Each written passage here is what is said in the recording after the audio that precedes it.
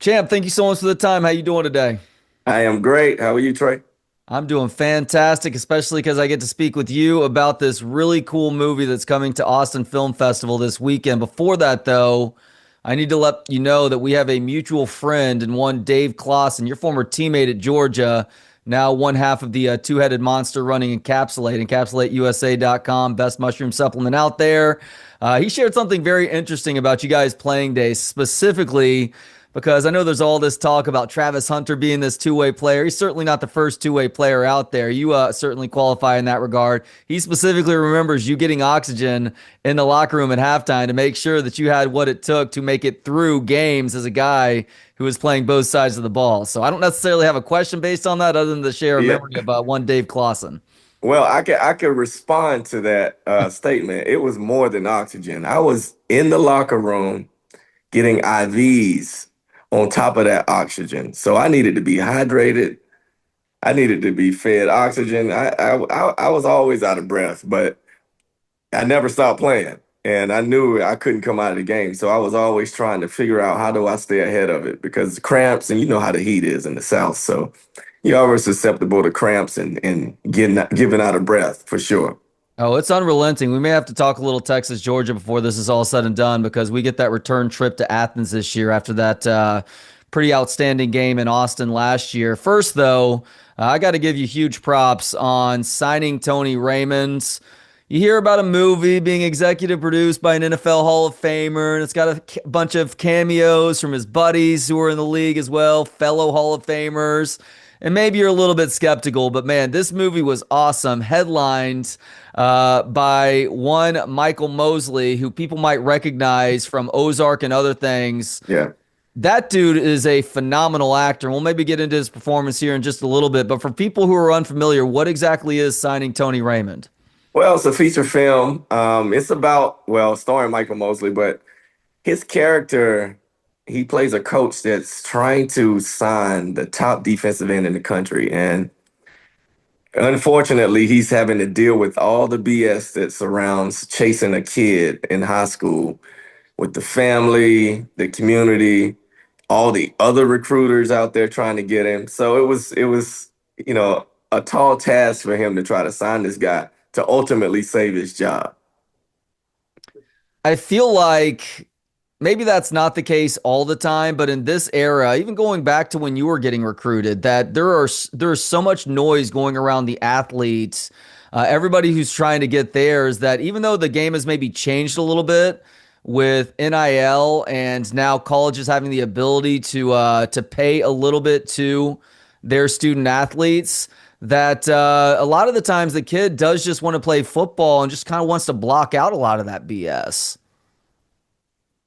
You know, it's an unfortunate time we're in when it relates to what's important to these young men and women, trying to go to the next level. Now, I do believe, and I strongly believe, that they all should be compensated for the time that they put in. Why? Simply from a business aspect, they generate a lot of revenue. So there's no doubt. Even back when I played, we did the same, but of course the structure was a lot different. All right. It's considered amateur sports. Well, I think we've evolved from that. Everybody knows, the monster that the NCAA is and these, individual conferences, especially the Power Four. And these kids need to be taken care of. But as long as there's no agreement between the players, the conferences, the NCAA, and such, we're always going to be in this space where we're taking development off the table as what's important. And I think that's the thing that we're really going to lose sight of is we're trying to get these young men and women to the next level and be prepared for the next level. So when you're constantly recruiting young teenagers to come play ball at your school, you're talking about how much money they're going to make instead of how much you're going to help build onto who they are, the character development, the leadership development, just learning how to be a good teammate, a good pro. That's what's really going to resonate the rest of their lives and propel them to be a successful individual. you can you can make all the money you want in college, but we all know at that point in your life, you're not prepared to make all that money and take care of it. Now, there are some that will come out pretty much better. Now, don't get me wrong, they deserve this money, but how you give it and how you compensate everybody fairly, that needs to be ironed out. And until we do that, it's always going to be the topic of conversation when you walk into these living rooms of these young men and women with their families, and all you're talking about is money instead of all the things that really matters. Yeah, that's very well said there. And there isn't an educational component rather that you were just talking about that is very important as you're giving these kids, whether it's tens of thousands or hundreds of thousands of dollars. Like I know for me as a teenager, if I had that much money, I would have been completely irresponsible with it. So it's got to go hand in hand with teaching a sort of financial literacy or financial responsibility that doesn't come naturally to anybody. I mean, there may be parents that help teach their kids that when they were growing up, but a lot of kids who have been singularly focused on whatever the sport is, they might really struggle as a result of having that extra distraction to go along with the full time job that is playing that college sport.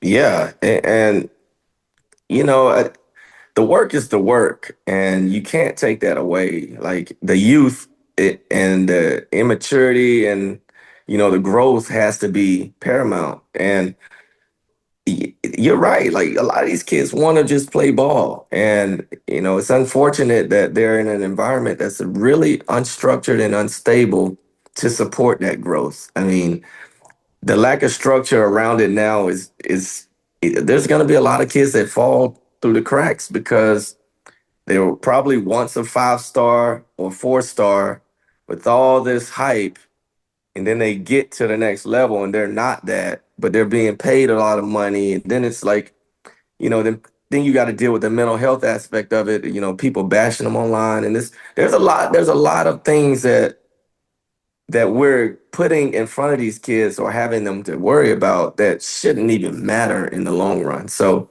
you're right. A lot of kids don't want to focus on that, but that's the part of the lack of structure or at least enabling these things to happen.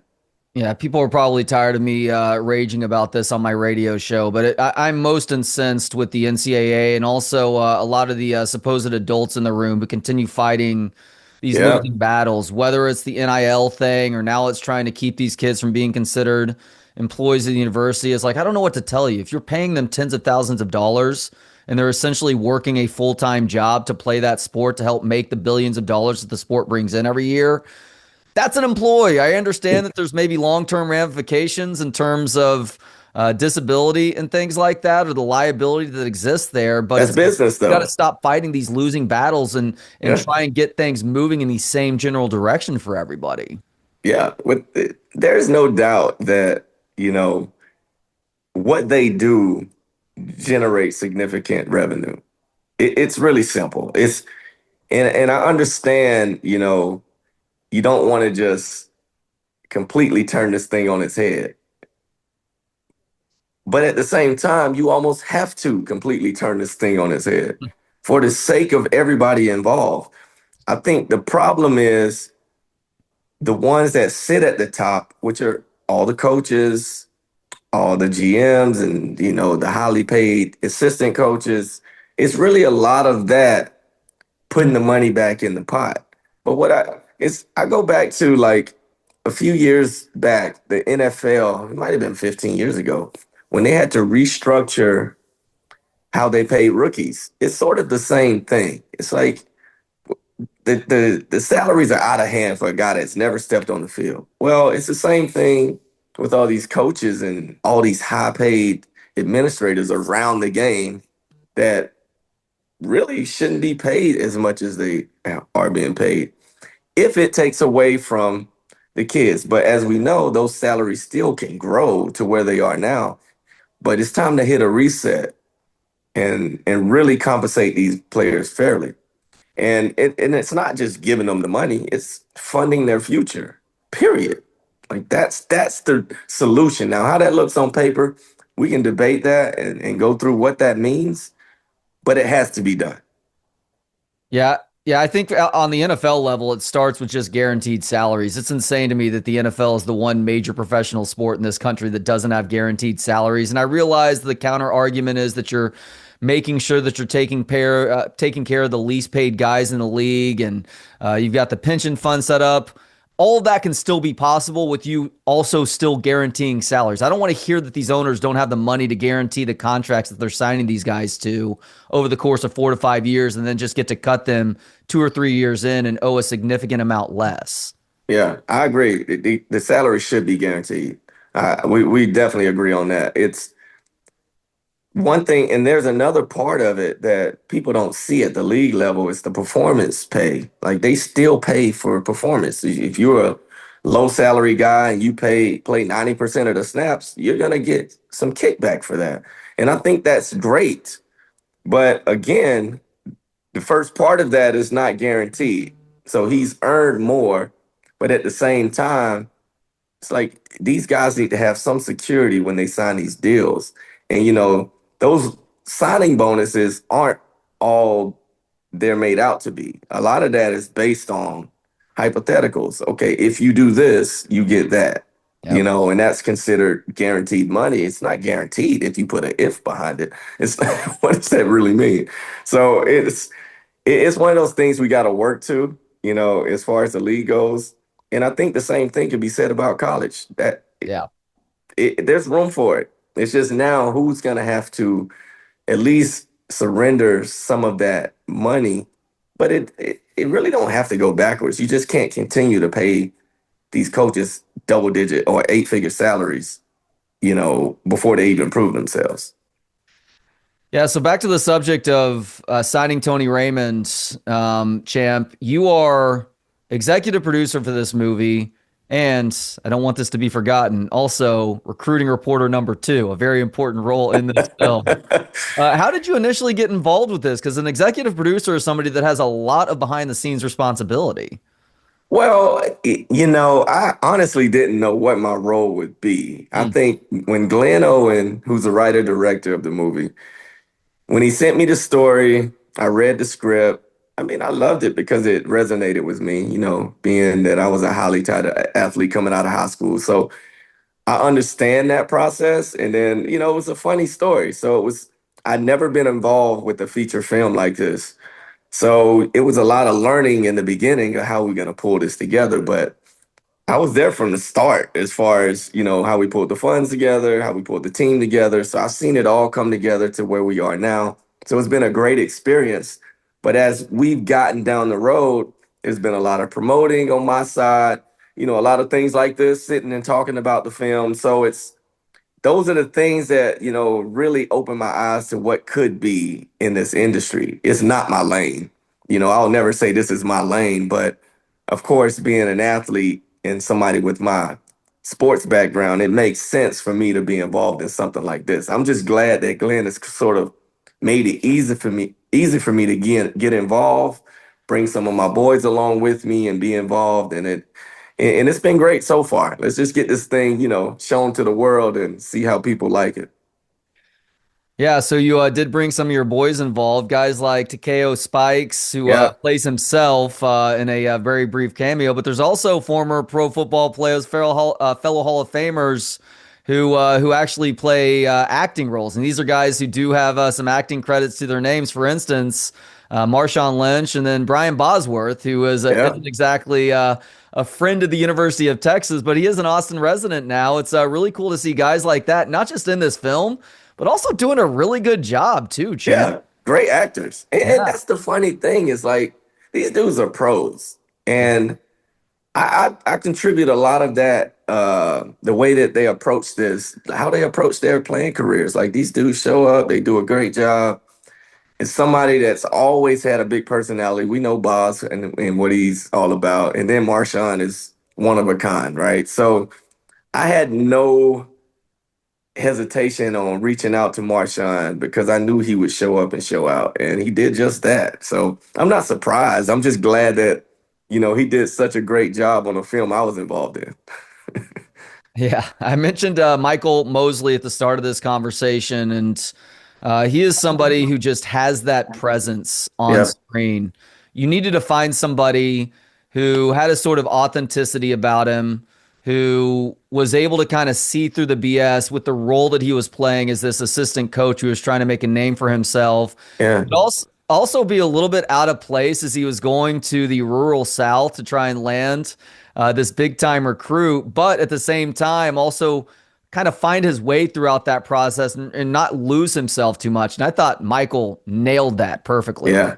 Yeah. I agree. It's funny because you gotta for the role he's in the beginning, he's has to be humble, because of the role he's in. But at the same time, trying to be assertive and push himself up the ranks, it's not easy. We all know how it is. It's just like corporate America. Your advancement is usually based off your relationships and your work. You almost just have to prove it along the way, right? You just can't have any, bad marks along the way. And for him to you could it resonates with you like somebody that's just trying to make it. And then now he's in an environment where he's sort of in control, but not really, right? And now jumping through these hoops and how you navigate that, it all comes back to him convincing everybody, yeah, he's the guy to recruit this kid and then potentially sign him. It's just an unbelievable story, and to see him navigate that because he had to deal with it, and his personality and his acting pedigree, it showed on this one.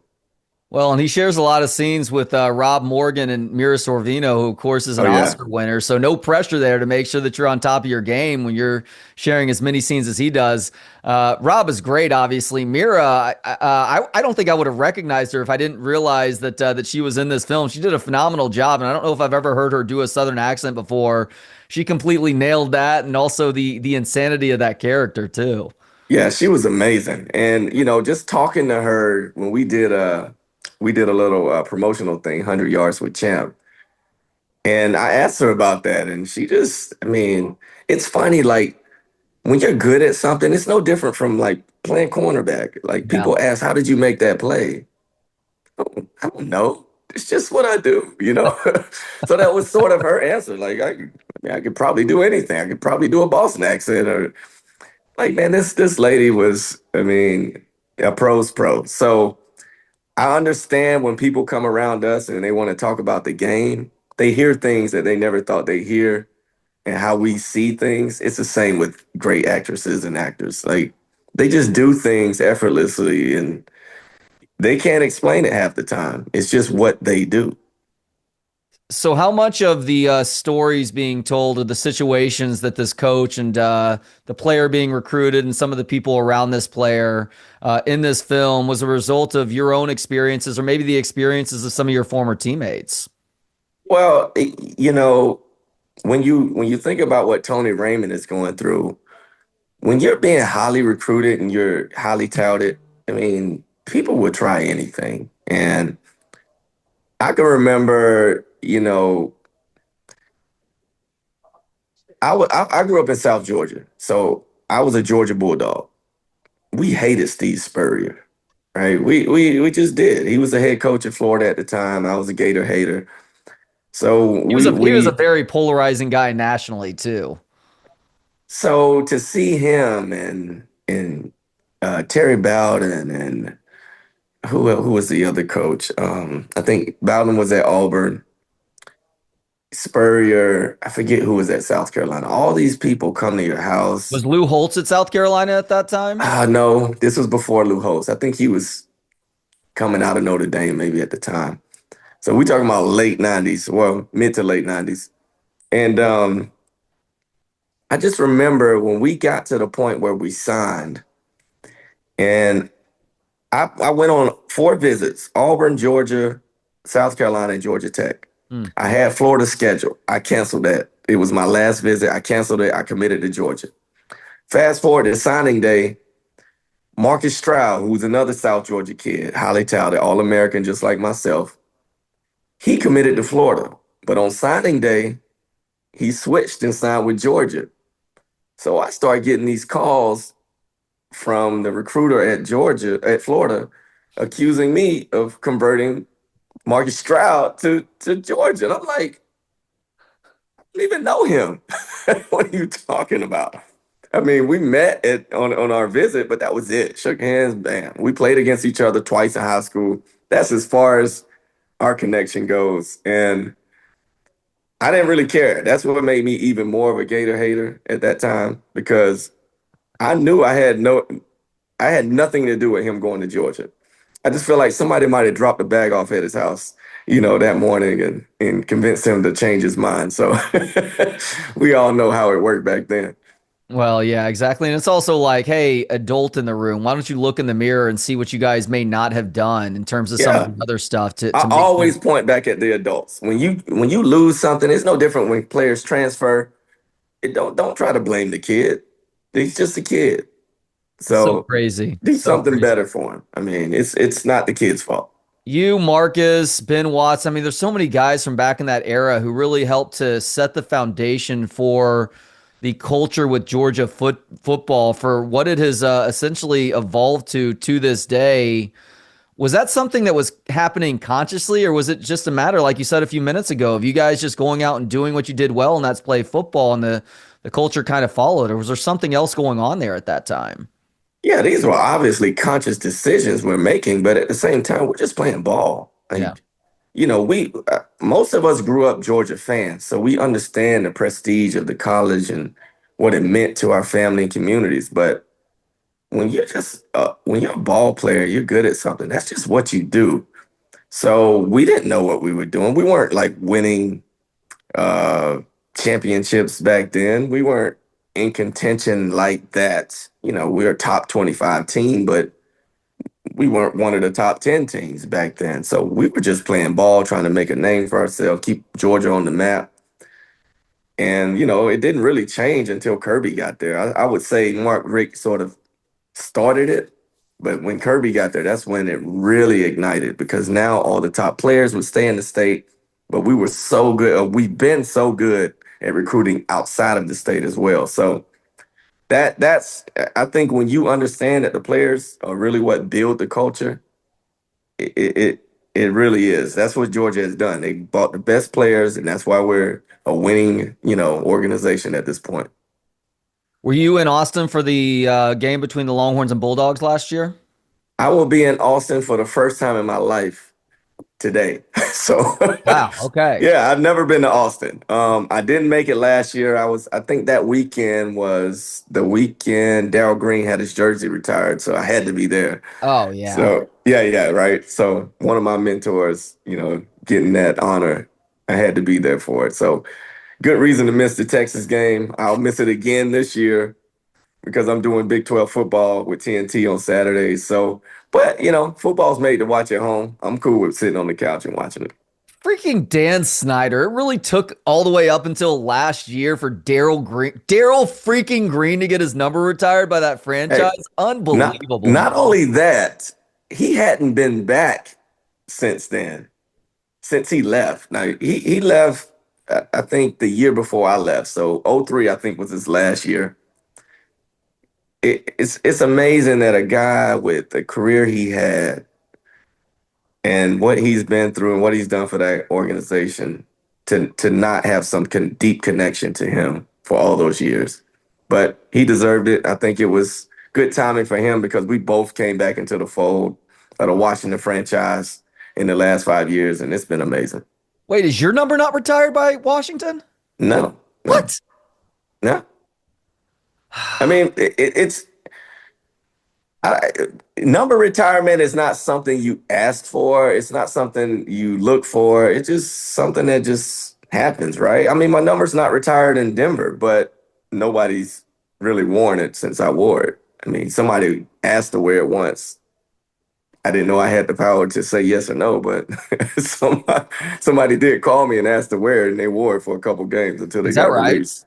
Yeah, yeah. Who was it? Pac-Man Jones. He signed there Okay. for maybe 3 weeks or something. It didn't work out, but he was 24. He was a Georgia kid. I was all for it. So I don't look for my jersey to be retired, but it's always a nice gesture and big compliment when that thing happens to you.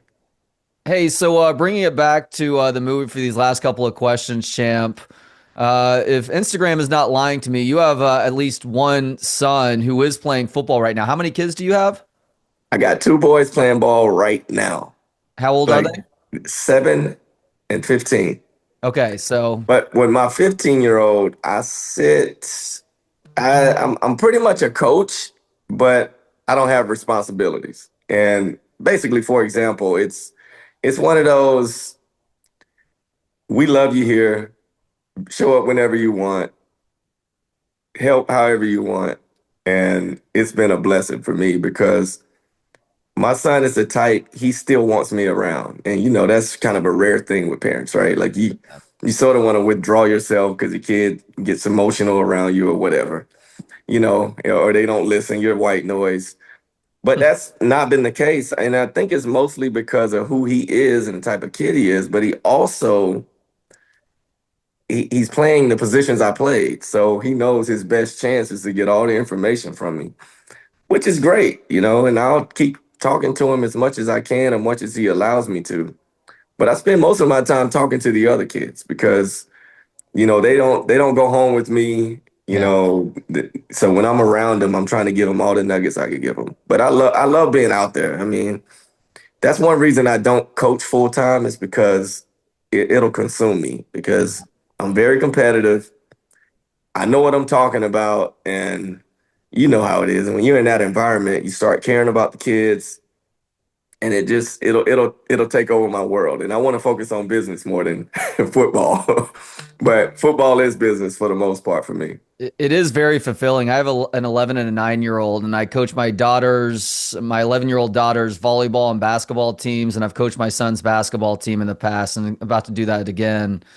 It's kind of unbelievable how enjoyable it is, even though for me right now it's a total voluntary gig. Like it's that cool to make that positive impact on a lot of different kids' lives while also getting that bonding experience with your own kids too. Yeah, yeah, yeah. And like my 7-year-old, I'm totally hands off with what he's doing on the field. He's playing flag.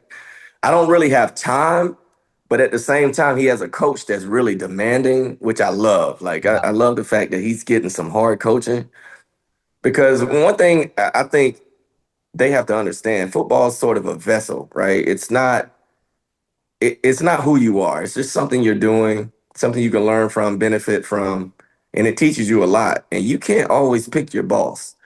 You can't always pick your leader. Like you almost have to just conform and try to figure out how you navigate spaces where you don't have control or complete control. And you just have to focus on what you can control. So I like to have those different voices, and that's why I'm glad I'm not out there. It's not it's sort of by design because of what I've been doing, as far as the college football stuff and Mhm. and the high school stuff, but with my older son. But it's been a blessing in disguise because I was worried about it, but he's fine. He's thriving. He loves going to practice and playing. I'm like, okay, this is good because he doesn't hear me yelling at him or, trying to coach him. It's somebody else doing it. And when he comes home, he just tells me about it and we go play catch. So it puts me back in the mode of playing dad instead of playing coach dad. Love So that. which has been great. Yeah. So for you as the father of two, what do you think the biggest challenge is for parents in 2025? The noise. It's a lot of bad information out there, and I see it a lot. And the unfortunate part is they have to be engaged with social media if they want to go to the next level. Yeah. It's one of those things, man. This is how coaches communicate. I had a parent tell me recently that, yeah, my kid is a junior. Yeah, my kid hasn't gotten any letters. It's like, I don't know if they send letters anymore. Mm. My kid hadn't gotten one letter, but he's gotten three offers, right? Via DM. No, well, that's how they've connected with him on some level. Mm. But his offers came through going to camps. And Yeah. obviously, being connected to me, it gives him a little bit more exposure. So that helps as well. Plus, he could play, but he didn't get any like letters in the mail like we used to get back in the day. So the times have changed. So you have to figure out what it means to sell yourself and expose yourself to the world so people can know what you do. Yeah, that's a great statement there. Do It's you like challenging, calling man. games on TNT, champ? Say it again. Do you like calling games on TNT? I love it. And I didn't think I would. I did media briefly when I retired, maybe 10 years ago, and I didn't like it. And I think it was more of the travel, Yeah. traveling to the West Coast, working for Fox. But I work for TNT now, and it's 15 minutes from my house, easy drive down in Midtown and go to the studio, and they make it easy. Best production crew in the world, I swear, because they don't force anything on you. It's not just about X's and O's. They just want to hear former players talk ball and what they see happening in within the game. And I love it. No pressure. I got Victor Cruz to kill spikes and Adam Lefko leading us. I mean, it's been amazing. Hell yeah. I was in Atlanta for the first time ever this summer, other than hanging out in the airport. That airport sucks. The city, though, is awesome.